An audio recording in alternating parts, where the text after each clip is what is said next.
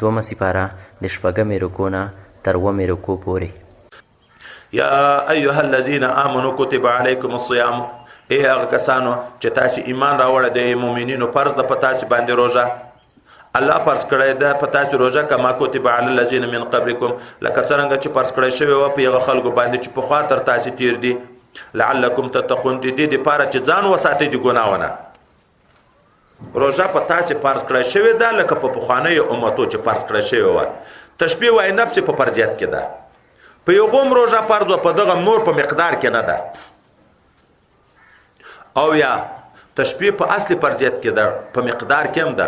په یو قوم یوه میاشت روژه فرض وه په مخکینیو امتو، په دغه خو صرف مخکینیو امتو تغییر کې وکړه د ځانه. دا لکه موږ ګورو کال ګرځي، دا خدایي میاشتې چې موږ تعبیر کوو، اوس دغه د روژه ګرمي ته راغله. دی جګ شو د بدبخته بني اسرائیل چې دا کله ګرمي کې د تندې نه په عذاب وي، کله بیا په ډېر ساړه کې روژه راشي د لوږې نه په عذاب وي. درځئ چې داسې فیصله وکړو روژه به نیسو په پسرلي کې چې عوام معتدل وي، ورځ هم متوسط الحال وي، خو د دېرشو په ځای به 40 نیسو. د ځانه یې لس ور زیاتې کړې. یو څه وخت 40 روژې نه وې، بیا یو پاچا په دې کې مریض شو. هغه په ځان نظر کړ چې که زه جوړ شم 9 روژې به په ټول ملت فرض کوم. بیا 40 شوې. بیا بل پاچا راغی چې دا درې نو کمې خوند نه کوي، 50 کړې، 50 روژې یې پکړې. خو د ځانه یې دا تغییر پکې راوست. الله وی په تاسو د الله د طرف نه روژه فرض کړې شوې ده، د رمضان مبارک میاشت.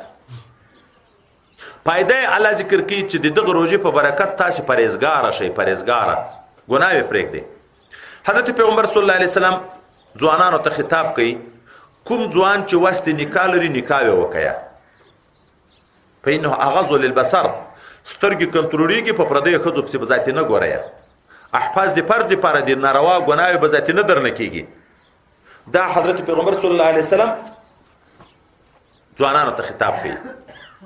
خو بیا هغه ځوانان چې وس نه لري، مهر نشي پوره کولی، یو ته بیا حکم کوي چې وس چې د نکاح نه لري روژې نیسئ، ځکه دا روژه لکه خسي کول شهوت کنټرولوي. حدیث مبارک کې راځي چې د انسان خېټه وږې شوه، اندامونه یې ټول ماړه شي، سترګې مړې شي، لاس موړ شي، پښې مړې شي، څه معنا؟ خواهشات ختم شي، بیا د ګناه او شوق کې لاړ شي، ختم شي. خو چې کله خېټه مړه شوه، دا ټول وږي شي، اوس دا خپل شی غواړي، قوت کې پیدا شو، سترګې دیدار غواړي، لاس مثلا نیول غواړي، ژبه خبرې غواړي. اوس نو دغه خواهشات، شهوات یو فطري صفات چې په انسان کې خدای پاک پیدا کړی دي، د دغه کنټرول په لوږه راځي. چې انسان وږی شو نو هغه ذاتي کمزوري شي، بیا په ګناهو کې نه وخت کېږي.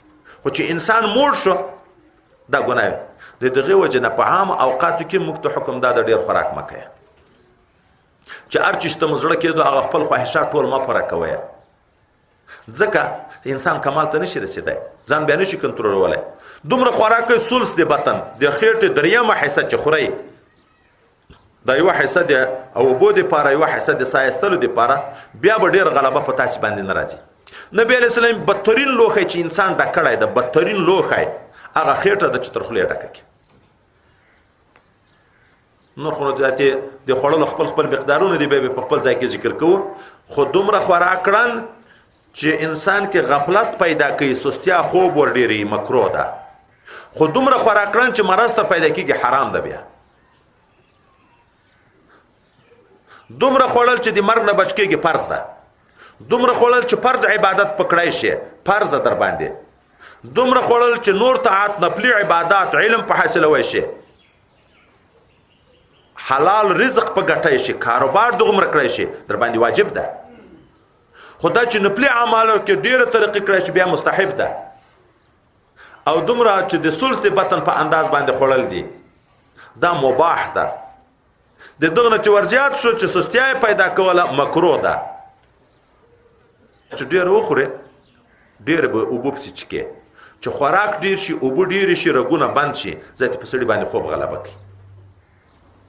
بیا ته مطالعه کوه، 15 منټ به ذاتي دستي ویده، ذکر کوه 15 منټ به دستي ویده، د څومره لویه خطرې سره یې مخامخ کړو دا د آخرت ټولې سرمایې نه یې ویستو خو که دومره دې وخوړه چې بیا وروسته مریض یې معده خرابه ده لکه دی موږ چې موږ خو تر دغه وخته خورو چې اخر ذاتي مرض ترجو چې ډاکټرانو باندې ګرځو دومره خوړل بیا حرام دي خو په لوګه کې دغه حکمت ته چې سړی وګي خواهشات کنټرولېږي لعلکم تتقون دي دې لپاره چې ځان وساتئ روزه فرض ده موږ تاسو ته الحمدلله نږدې شپه کې را روانه ده نبی علیه السلام دغه د شعبان مبارک میاشت په چراغله د دغه وخت نه به صحابه ته حکم کو اے خلکو یو ډیره بهترینه میاشت را روانه ده دغه مخ کې به ترغیبونه شروع کړه ډیره بهترینه میاشت را روانه ده چې کله د رمضان مبارک اوله شپه میاشت راوخیږي اوله شپه الله تعالی حکم وکي ملائکه وته چې دا زورور پیریانان شیطانان وتړي چیرې په جزیرو کې وغورځوي او د جنتو ملائکه ته حکم وکي دروازې د جنتو خلاص کړي ټوله میاشت د جنت دروازې خلاص وي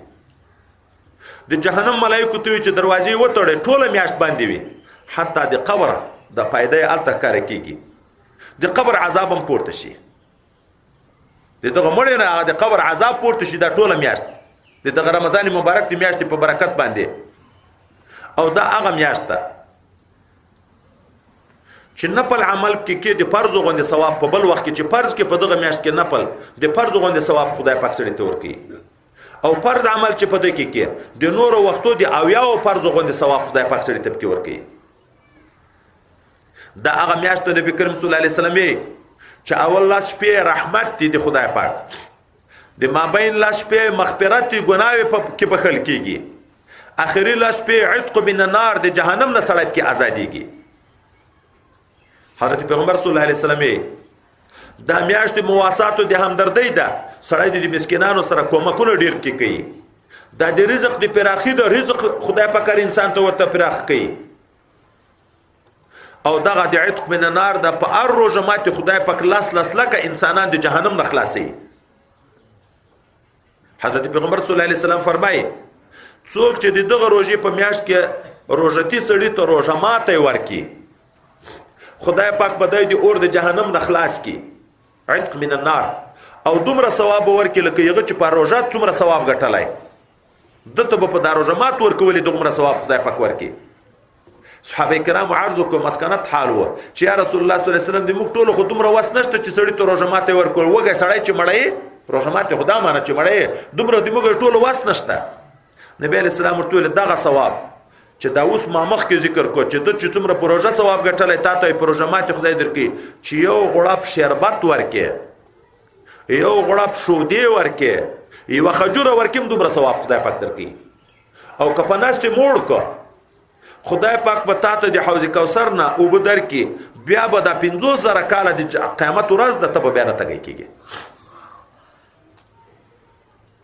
ګوره په دغه روپیو مخکې عادت بار بار خبره کړي جنت په څومره اسانه اخسته کېږي د مالدار ته چې خدای دنیا ور کړی دا چې غافل نشي یو سړی د خپل روزه نیولې د روزه ثواب خدای پاک ته ورکړي یو سړی لاس نه پاره ته روزه ماته ورکو یو خپل روزه نیولې و لاس نه پاره ته نور روزه ماته ورکو د لاس روزه ثواب نور پر روزه ماته وګټو که 500 نفر ته ورکو د 500 روزه ثواب وګټو که 100 ته ورکو د 100 روزه ثواب په یو ورځ د دومره انسانانو د روزه ثواب وګټو دغه وجنه د عربو کې اوسم دستور د خلک چې حکایتونه کوي دا چې په جماعت کې جنگي په دسترخانه باندې حتی حکومت کې منظوري اخلي د دسترخان چې دا یو دسترخان به د مای مثلا 500 نفر ته یا 100 نفر ته زه روزه ماته ورکو موږ یو مرګره ده ما سره د بیعت تعلق ته ډیر عجب نادر سړی ده اول کال د دغه ځکه نه عریضه وکړه اوقاف کې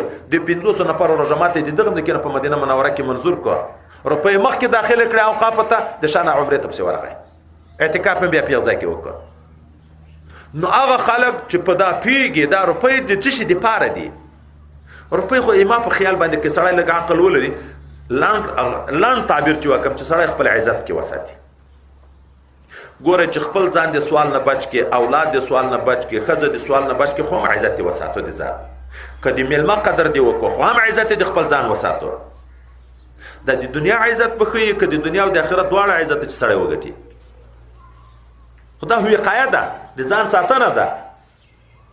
حضرت پیغمبر صلی الله علیه وسلم فرمایي دغه روژتي د خولې د ځاګ بوی د مازدیګر طرف ته چې د انسان معده خالی شي، دا د خولې نه چې یو ګیس راوځي په دغه کې لږ بدبویي غوندې وي، خو د خدای پاک په نسبت مشکو نم اتیابه ده. حضرت پیغمبر صلی الله علیه وسلم یې د روژتي دوه خوشحالي دي. یو د روژه مات په وخت کې وای دا یو داسې طبیعي خوشحالي ده چې پاچایانو ته په پاچایي کې هم دغه خوند نه وي.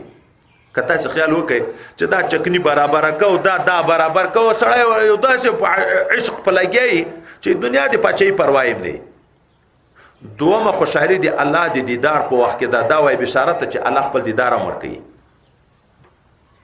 حضرت نبی کریم صلی الله علیه وسلم فرمایي د روژتیو دپاره په جنت کې خپله یو ګوښې دروازه د باب ریان. حضرت نبی کریم صلی الله علیه وسلم وی چې الله تعالی وی انسان چې هر عمل وکي یو په لاسه تر یو په وسوه زه یې بدله ورکوم، چاته یو په ولکه، خو د روژتي روژه چې ونیوه د دغه ثواب الله تعالی وی چې یو ماته معلوم ده، ملایکو ته هم نه ده معلوم. د خوراک د ما دپاره پرېښی، چکاک د ما دپاره پرېښی او جماع د ما دپاره پرېښی، نو ثواب یو زه ورکوم. هر عبادت د الله دپاره ده، خو وای په دغه روژه کې د الله سره مناسبت پیدا کیږي، د ملائکه سره مناسبت پیدا کیږي، په بل عبادت کې مناسبت نه وي. لمونځ چې موږ کوو الله لمونځ کوي، زکات ورکو الله زکات ورکوي، حج کوو الله حج کوي. اما چې روژه موږ نیسو د الله سره مشابهت راځي. الله تعالی خوراک کوي، چکا کوي، جما کوي، الله هم نه کوي. تم په دغه وخت کې دا یوه میاشت د سهار نه تر بیګا پورې د الله تعالی سره وای مشابهت راځي.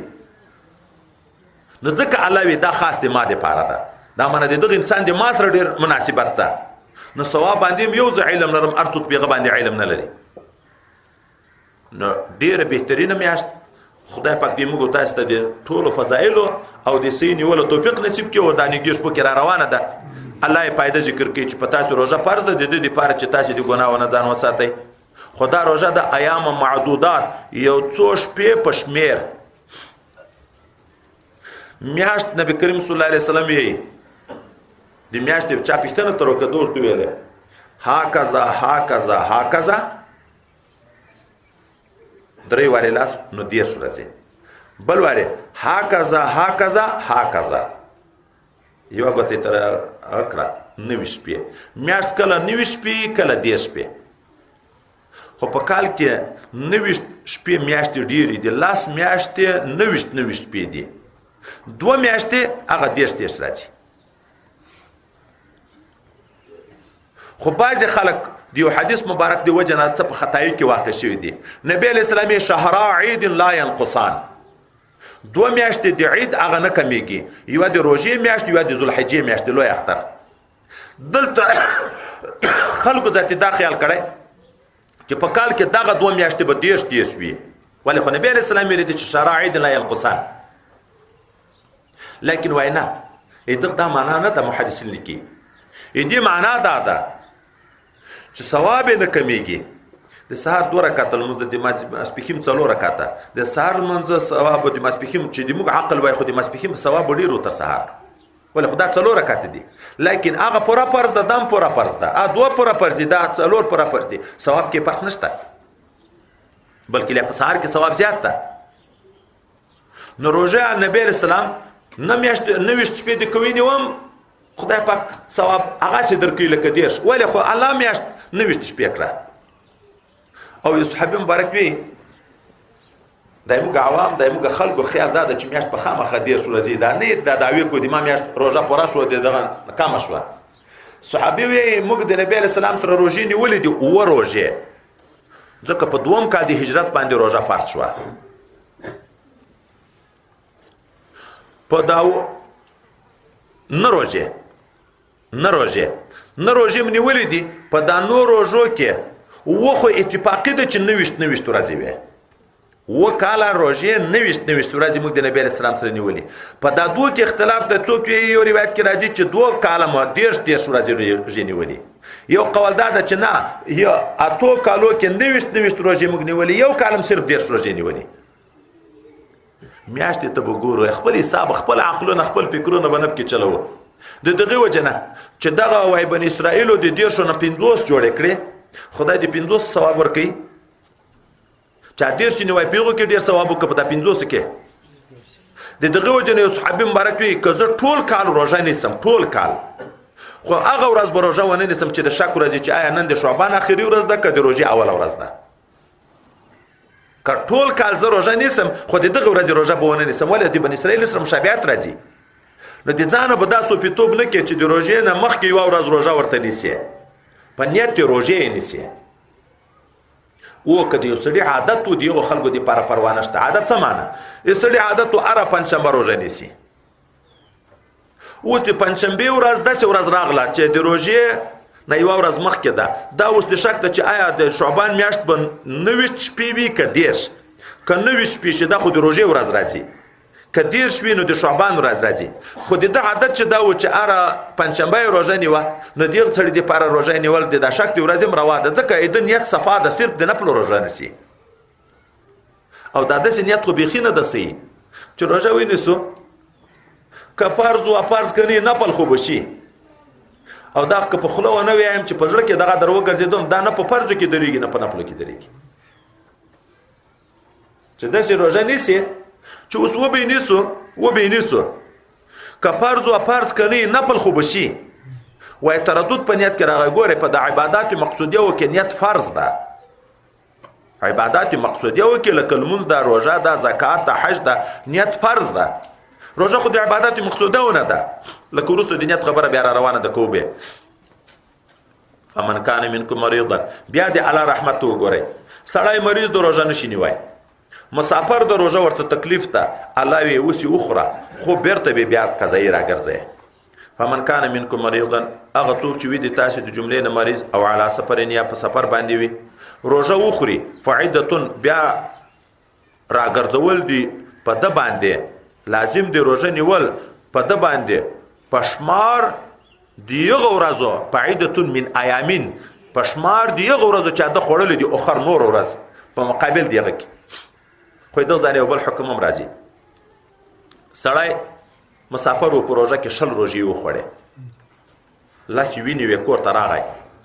اوس د دغه 10 ورځو نه بعد 15 ورځې نور جوړ و مړ شو، د دغه 15 ورځو قضایي په ده باندې ده، فدیه به د دغه 15 ورځو ورکوي. دا 15 ورځې چې روژه یې خوړلې خو موقع نه شو پیدا د قضایي، یغه قضایي بیا نشته، ځکه په دغه وخت کې خو خدای پاک ورته روا کړې وه.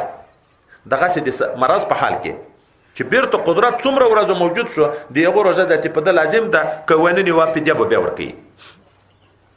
وعلى الذين يطيقونه، او په هغه کسانو باندې چې د روژه نیولو طاقت لري، فدیه فدیه دا طعام مسکین، د طعام د یو مسکین. دا په ابتدا د اسلام کې چې نوې روژه نوې حکم و، خدای پاک تخیر ورکړ. یو څوک روژه هم نیوای شي، وس لري، خو بیا وایي چې زه 11 روپۍ ورکوم، شریعت کې دته روا و. اگر که بهتر خو روژه نیول دی، ثواب خو پیغ کې ډېر، خو فدیه روا و. لیکن وروسته دا حکم منسوخ شو چې یو وارې څوک جوړ وي او مقیم وي، په خپل ځای کې وي، روژې میاشتې ول د خامخا به روژه نیسي. اوس فدیه ورکول په ژوند کې نشته. او د شیخ خپاني دپاره دومره سپینګیری چې ډېر سپینګیروالي د وجې نه، دومره سپین سرې ښځې چې د ډېر سپین سرتوب د وجې نه روژه نشي نیوی. اوس ژوندی ده، ژوندی ده، د ژوند په حال کې د هرې ورځې د سرسایې په اندازې فدیه ورکوي، روا ده د یو دپاره. خو دغسې د جوړو سړیو د نورو خلکو دپاره، د مریض دپاره، د مسافر دپاره فدیه نشته. فمن تطوع خیرا، طعام د مسکین د یوې سرسایې په انداز فدیه ده. خو فمن تطوع خیرا، که څوک په خپله خوښه زیادت وکړي د کومې نیکي، مثلا نن سبا دور کې سرسایه 80 روپۍ وي، دی 100 ورکړي د یوې روژې په مقابل کې، نو فهو خیر له، دا خیر دی د دپاره. وان تصوموا خیر لکم، روژه خوړل او فدیه ورکول خو درته روا دي په ابتدا د اسلام کې، خو دغه حکم و. خو روژه بهتره ده چې روژه ونیسئ ان کنتم تعلمون، که تاسې علم لرئ. وروسته بیا دغه حکم په وروسته آیات کې راغی چې دا به منسوخ شو. شهر رمضان الذي انزل فيه القرآن، میاشت روزي هغه میاشت چې نازل کړی شوی د په دې کې قرآن عظیم شان، هدن للناس چې هدایت لپاره د خلکو، و بینات ښکاره دلایل دي من الله من الهدى د هدایت نه، والفرقان او جدا کوونکی د په مابین د حق او د باطل کې. د رمضان مبارک میاشت ډېرې خوبایي لري. یوه د خوباییو د جملې نه دا هم ده چې په دغه میاشت کې د قرآن عظیم شان نزول راغلی. د رمضان مبارک په شپږم باندې تورات په موسی علیه السلام نازل شوی. د رمضان مبارک د میاشتې په 14 باندې زبور په داود علیه السلام نازل شوی. د رمضان مبارک په 14 په 18 باندې انجیل په عیسی علیه السلام نازل شوی.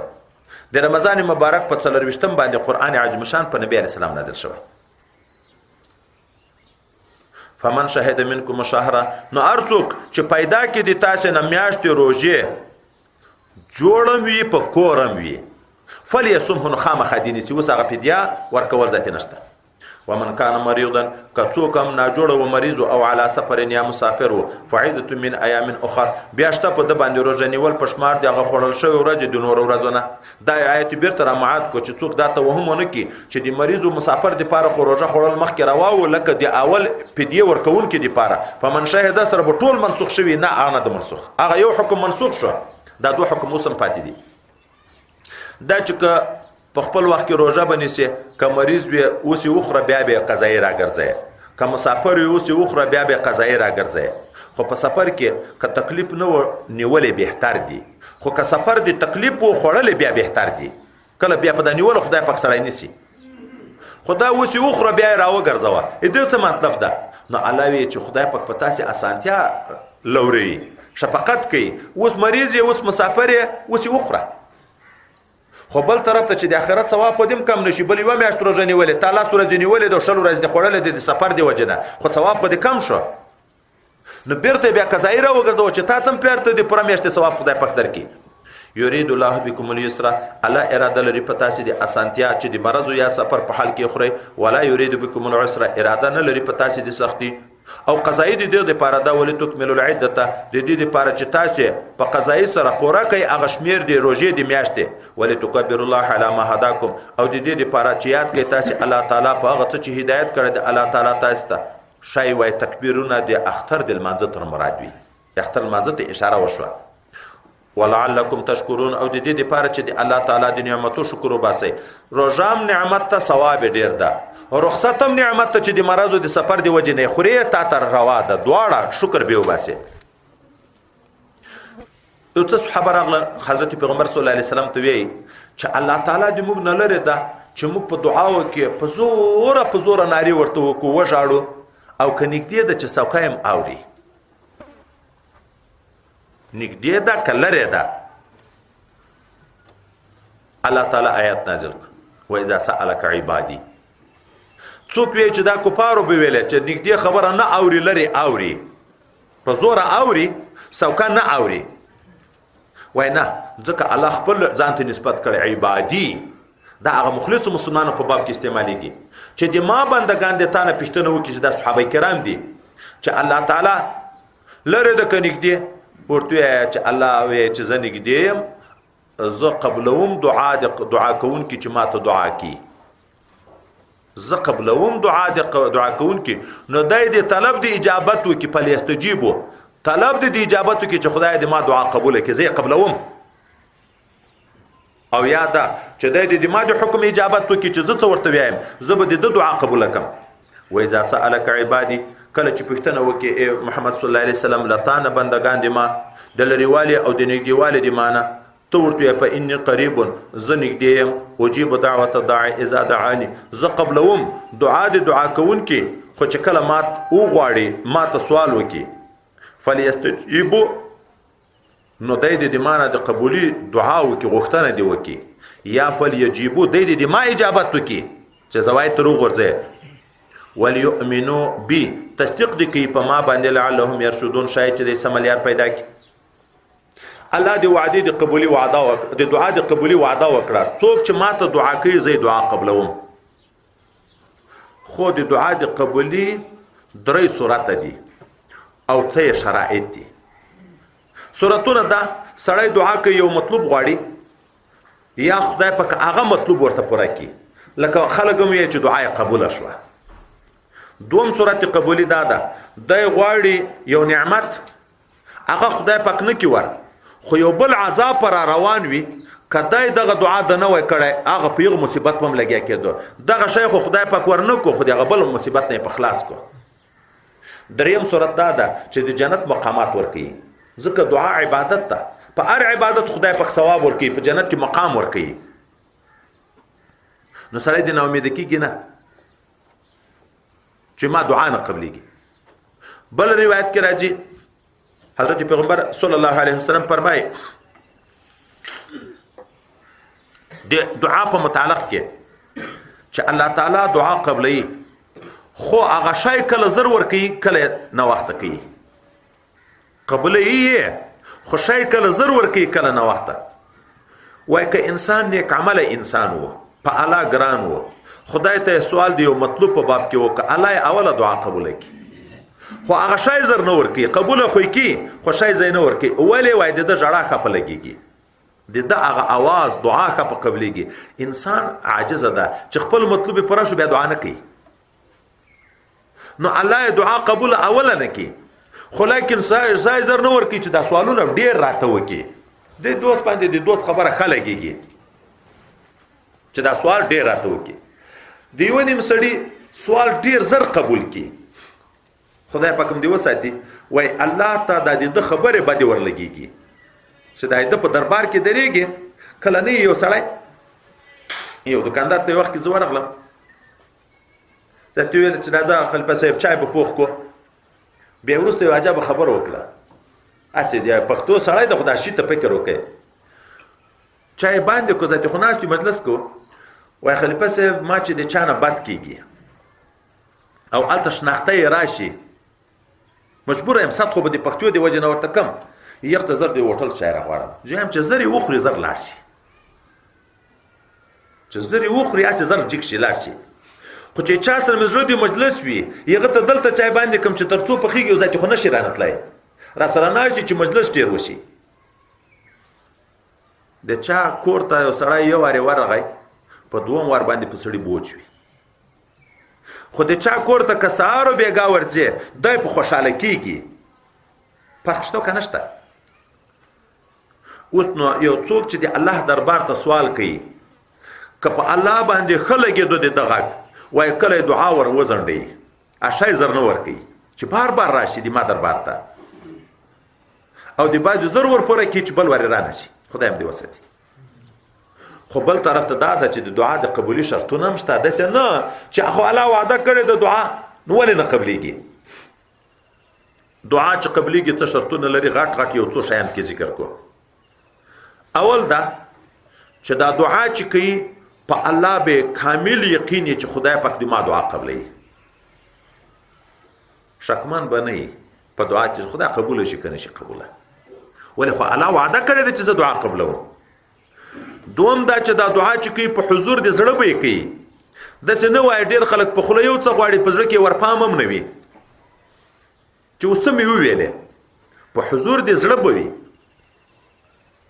دریم دا چې دا دعا چې کوي په دغه دعا کې به د اوقاتو د مکانو د دغه لحاظ ساتي، د پنځو لمنځو په شاته دعاوې ښې قبلېږي، د روژه مات په وخت کې ښه قبلېږي، د باران د نزول په وخت کې ښه قبلېږي، د جهاد په میدان کې چې جنگ شروع شي په دغه وخت کې دعاوې ښې قبلېږي، رمضان مبارک کې دعاوې ښې قبلېږي، بیا خاص کر د روژه مات په ټیم باندې د پیشلمي په وخت کې د تهجد په وخت کې دعاوې ښې قبلېږي چې د اوقاتو د دغه ځایو لحاظ وساتي.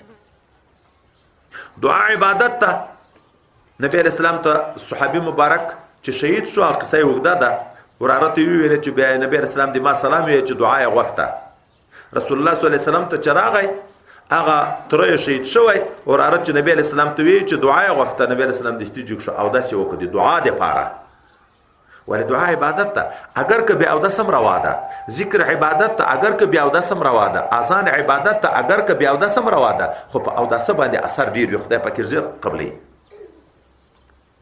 اودس وکړي او استقبال قبله ته خدای پاک ته ښه توجه برابر کړي، قبله ته مخامخ شي، مخکې نه څه لمونځ څه اذکار وکړي، ذکر وکړي، حمد و ثنا ادا کړي، د رسول الله صلی الله علیه وسلم باندې درود وی، بیا نو چې دعا کوي دعا یې قبلېږي.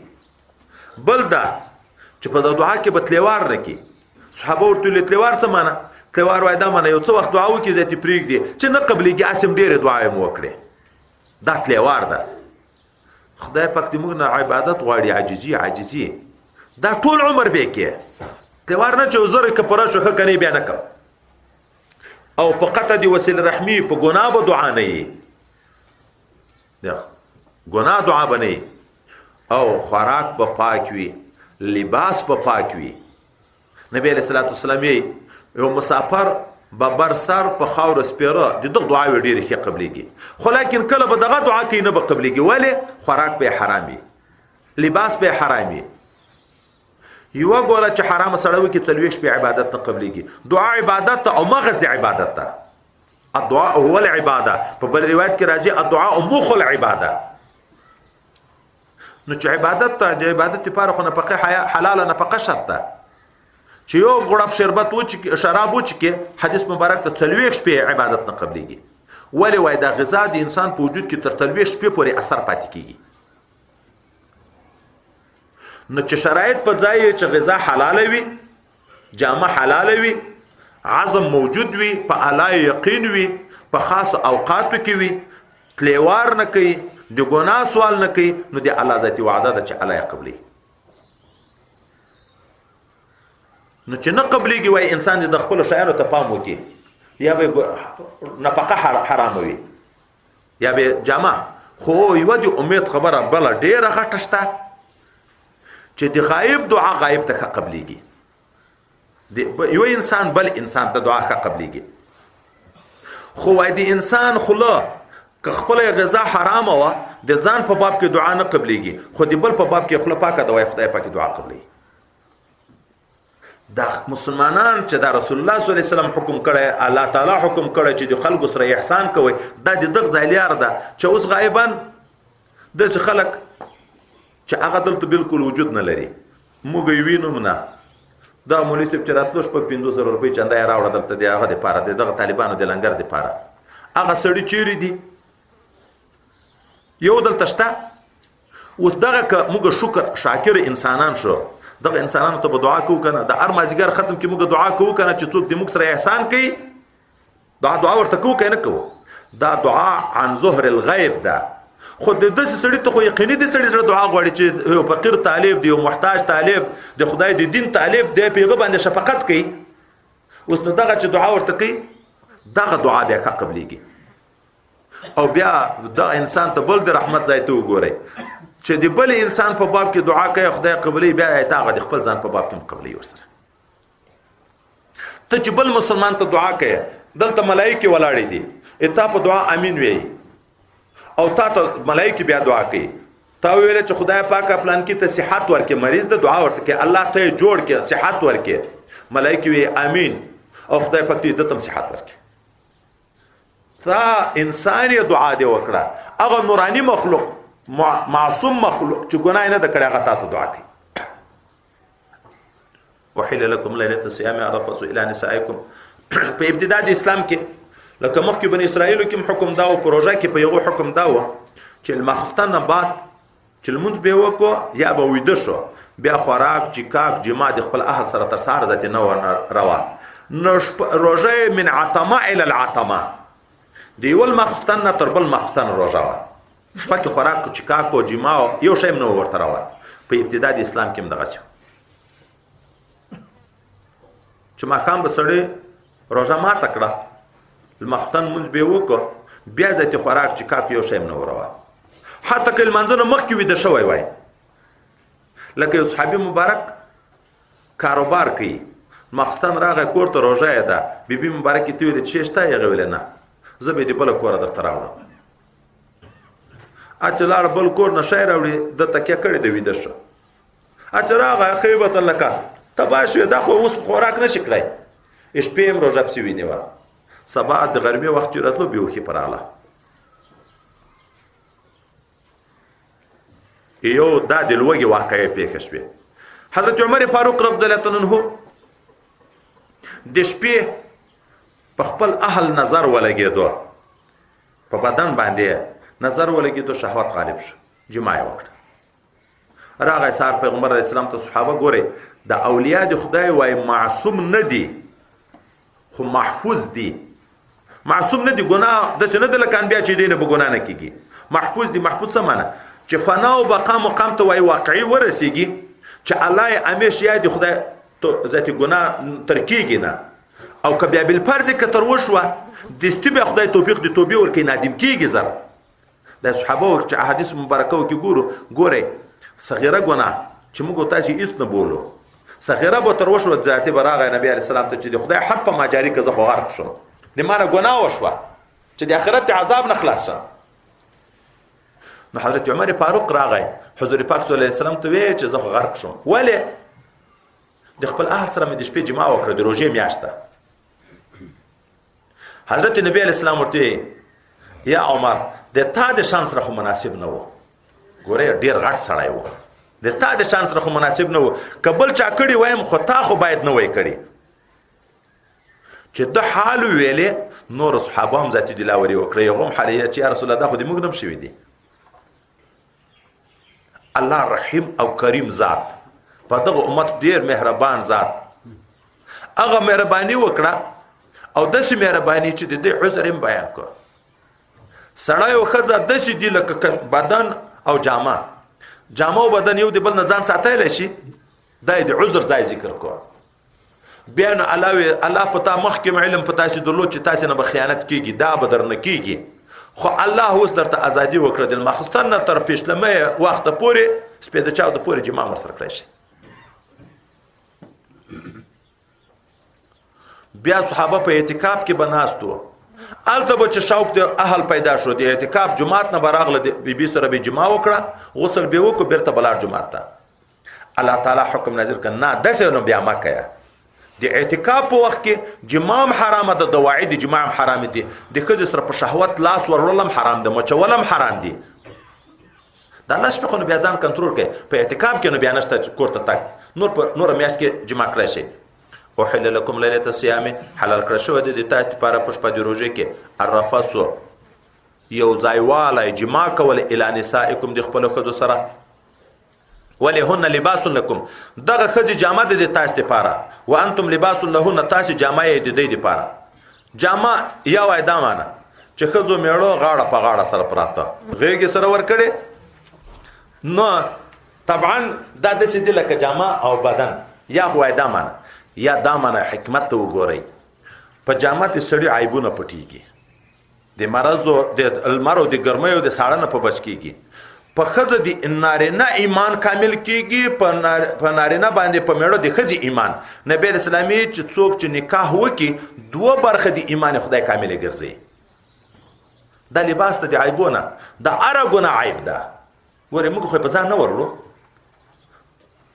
چې دا تور داغ را باندې ولګېږي عیب راتل دی کېږي، چې کالي به سپیم تور شي خیرن شي نو عیب راتل دی کېږي. صفایي کوشش کوو.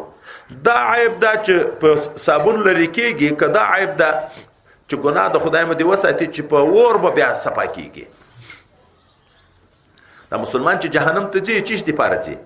د صفایي دپاره. لکه اوسپنه چې زنګ شي چې اور ته یې واچوې، اور په بل کې هغه زنګ تر لرې کېږي. د مسلمان ګناوې په اور بیا صفا کېږي. د دغه عیبونه خدای پاک انسان د دغه نکاح په برکت باندې بچ کړي. خدای دې ذریعه د هدایت ټولو دپاره وګرځي. نن خو خدای هم دې په حال رحم وکړي، شهوات په موږ دومره غالب دي، سره له وادم په نورو پسې منډې ویو، ښځې هم د نورو خلکو سره تعلق ساتي، خو ځکه شرعي چوکاټ نشته، خواهشات په موږ غالب دي. خواهش پرستۍ اکثره دا چې د نفقې خرابې دي. نفقه وایي چې خرابه وه، شهوت په سړي کې پیدا کوي، د ګناه او میل په سړي کې پیدا کوي. هن لباس لكم وانتم لباس لهن علم الله الله تدا معلومه ده انکم کنتم چې بشک تاسو یې تختانون انفسکم چې خیانت په وکړي د خپل ځانو سره، فتاب علیکم نو الله رجوع وکړه په رحمت سره په تاسو باندې، وعفا عنکم او تیر ګناه درته معاف کړه. ګوره صحابه معیار حق دي، صحابه په شان کې چې څوک بیا د بیونه کی کڅ تر شوی دي خدای ته رجوع کړي، الله ورته معاف کړي. غټه خبر د دې په باب کې دا د رب کریم خپل اظهار کړي، رضی الله عنهم ورضوا عنه. الله د دې نه راضي، د دې د الله نه. او التائب من ذنب کما لا ذنب له. بیا چې وره توبه وایسته ګناه ختم شوه، بیا ګناه ورته ویل کېږي. لکه دا بدبختان چې په صحابه وبسغږي، نو دا ګناه خلاره ختم شوه. فال انا اوس باشرهن جماع کوي د خپل خدو سره، اوس رواش وي درته. خو وابتغوا ما كتب الله لكم، تاسو غواړئ په دغه جماع هغه څه چې الله تاسو ته لیکلي دي. دغه څه معنا؟ دغه وای دوه معناوي دي. یا دا معنا جماع خو رواش د خپل خدو سره پروژه کې په شپه کې چکه، خو په دغه جماع کې به د صرف شهوت پر کول نیت نه وي، بلکې د نیک صالح اولاد نیت په کې کوي. ځکه چې انسان مړ شو عمل قطع ده، خو درې شیان پاتې دي، یو په یغو کې نیک صالح عمل اولاد، لکه علم نافع، صدقه جاریه، اولاد صالح. نو وای چې جماع کوي د نیک صالح اولاد نیت کې کوه، صرف شهوت پرستی ما کوه لکه حیوان چې خپل خواهشات پر کوي. یا وای دا معنا ده. یا دا معنا چې د تقوا نیت کوه. ګوره علوق وشي مخایا خزه حامله شي، دیغه نه با چې جماع کوي بیا خو دواري دی نو امید خبره نه. نو دلته به د عفت نیت کوي چې خدای مې د ګناه نه په بچ کی. ولی وای نبی علیہ الصلوۃ والسلام صحابه کرامو ته ویل چې په عورت تاسو کې صدقه ده، په عورت تاسو کې. صحابه کرامو ته یا رسول الله صلی الله علیه وسلم سړی بخپل خوند اخلي جماع کوي د خپل بیبي سره، ام خدای ثواب ورکي. نبی علیہ السلام ورته ویل ولی که په غلط ځای کې استعمال وای، زنا یې کړی وای، لیواطت یې کړی وای، بیا به ګناه او عذاب خدای پاک ورکوه که نه ورکوه. نو چې د عذاب نه بچ شو صدقه شوه.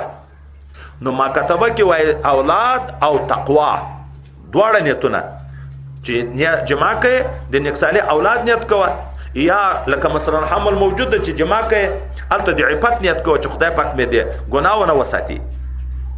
وکلوا واشربوا خورئ او چکئ حتی یتبین لکم الخیط الابیض، تر څو پورې چې ښکاره شي د تاسو دپاره تار سپین، من الخیط الاسود، د تار تور نه.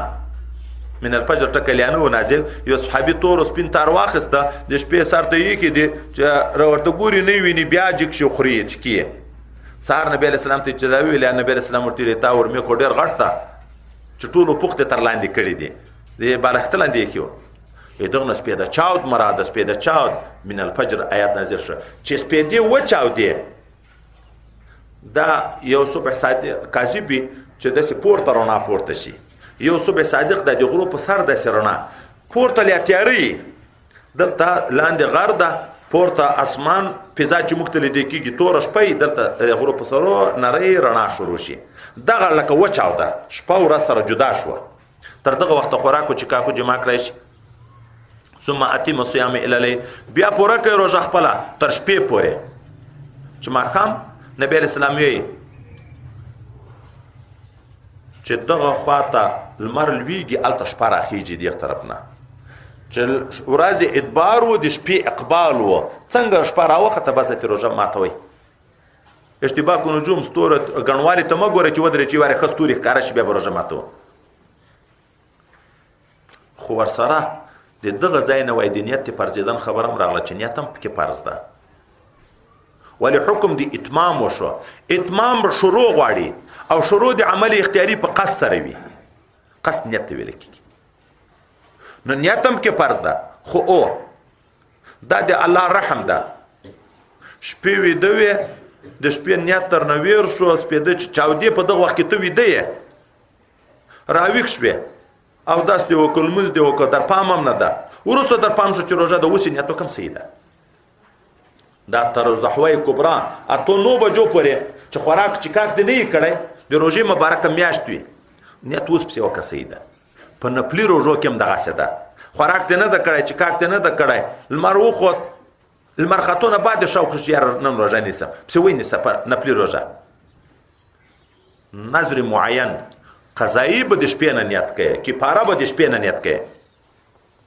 ولا تباشرهن، جماع مه کوئ د خپلې بیبیانو سره په داسې حال کې وانتم عاکفون فی المساجد، حال دا چې تاسو په اعتکاف کې په جوماتو کې، فی المساجد دا چې بعضې ائمه وي چې اعتکاف په صرف په مسجد حرم کې کېږي د دغه ځای نه وایي د هغو تردید ده مساجد ده هر ځای کې چې تا چې په کوم جومات کې په اعتکاف کې وایي خو اعتکاف دپاره جومات شرط ده ګوره د جمع د لمانځه دپاره اعتکاف نه ده شرط په هر ځای کې جمع کېږي خو اعتکاف دپاره جومات شرط ده دا د بازار جوماتونه کې دلته یو خطرناکه خبر شته ډېرو ځای کې داسې لاندې مارکیټ وي خپله دکانداري کوي پاسې په سر جومات جوړوي هغه جومات شرعي جومات نه ده که سړي په ځان اعتکاف نظر کړی و په داسې جومات کې وکړه دغه غاړې نه خلاصېږي اعتکاف ځان نظر په داسې جومات کې نه سېږي ولې دا جومات نه ده جومات هغه ده چې لاندې مځکه به هم وقف وي بیا که لمانځه دپاره یې که د جومات منافعو دپاره یې کله داسې چې پاس چت جوړ کې لاندې تالاو دی او د څو ځای جوړ کې دا هم جومات ده دا د جومات نه وځي خو چې لاندې خپل شخصي ګټې پکې دکان ده کاروبار پکې کوي او بسیره چت باندې جومات ده دا شرعي جومات نه بلل کېږي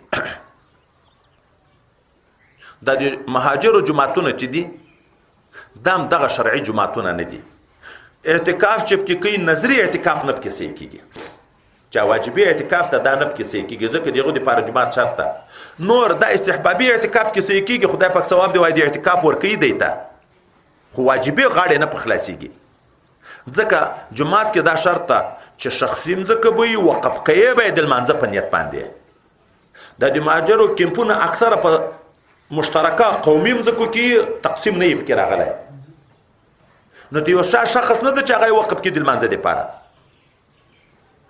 د دغې وجه نه چې مهاجر باید شي دغه خلک بیا خپله بېرته منفعت هم په هغه ځای اخیستی شي په هغه جومات باندې خو نظري اعتکاف کني دغسې اعتکاف کوي لکه دای موږ په جوماتو کې خو الحمدلله کیمپو کې اعتکافونه شته وای خدای پاک د ده عمل ضایع کوي نه ثواب ورکوي خو که نظر یې کړی و هغه اعتکاف بیا دلته نه کېږي غاړې نه په خلاصېږي تلک حدود الله دا چې مخکې احکام کوم تیر شو دا د الله حدود دي فلا تقربوها نه به ورنږدې کېږي لکه هغه حرامو ته به نه ورنږدې کېږي په اعتکاف په شپو کې به جماعت ته نه ورنږدې کېږي روژه خوړلو ته د روژې په میاشت کې به خوړلو ته نه ورنږدې کېږي دا د الله حدود دي کذلک یبین الله آیاتې دغه شان بیانوي الله آیاتونه خپل للناس لپاره د خلکو لعلهم یتقون شاید چې دی ځان وساتي د دغه حدودو د مخالفت نه ولا تاکلوا اموالکم مخورئ مالونه خپل بینکم په مابین خپل کې بالباطل په باطله طریقه غلا مه کوئ چې د بل نه په غلا مال وړئ چور مه کوئ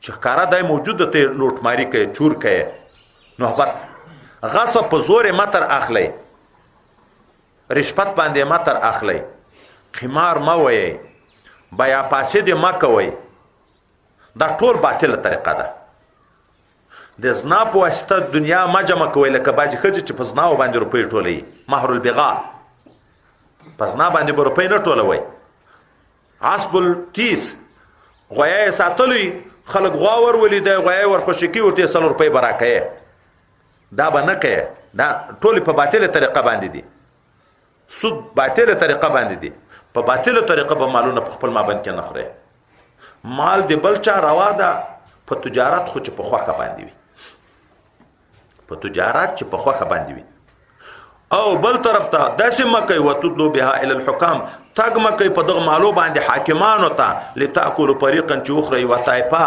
من اموال الناس د مالو د خلکو نه بالاسم په ظلم سره وانتم تعلمون تاسې ښه پوهیږئ دا بیا هغه ظالمان چې په پردیو خلکو په ناحقه دعوه وکړي پردی مځکه لاندې کړي پردی دنیا لاندې کړي خو هلته واسطې لري په حکومت کې بیا عریضه وکړي په دروغ شاهدان تیر کړي پردی دنیا وخت وای الله خو قاضي خو به مجبور دی ظاهره دلیل ته ګوري شاهدانو باندې فیصله خو یې وکړه تا ته درکړه خو چې ته علم لرې چې شای پردی ده نبی علیه السلام یې زه انسان یم کله به ماته یو څوک ښه دلایل ووایي د ښه دلایلو د وجې نه به زه فیصله د ده په باب کې وکړم خو ګورئ دی خو که په دا پوهېدو چې دا شی د ده نه ده نو دا مې د اور برخه ورکړه پردی مال چې خوري حرام دا اور جهنم ده نبی علیه السلام یې 21 مځکه چې څوک پردی لاندې کړي 21 مځکه په ورځ د قیامت به ده ته ویل کېږي دا 7 طبقې مځکه اوس ټوله وڅکڼه غاړې ته یې واچوه ولې پردی مځکه دې لاندې کړې وه یو قول دا ده په دا 7 مځکه به یې نه باسي خدای پاک خصب کوي به یې دا 7 سره مځکو باندې چې 21 مځکه یې څوک پردی لاندې کړي موږ خلک یې پټای د پټي سره شریک په مابین کې پوله دا پولې ته د پولې غل شي موږک بس دا سپاره ورته کږه کی دا 4 ګوتې مځکه پردې لاندې کی په دغه ډېرې الته په قیامت کې 50000 کاله دغه سزا وي د قیامت ورځ دغه وجود ته به غټیږي دغه مځکه بس کښتل کیږي دا وته بقې به د په غاړه کې توخ 50000 کاله به د سزا خدای پکور کی. د شیخ الحدیث الحاج خلیفه دین محمد صاحب د نشریات شمیره 0029 311 90 11 222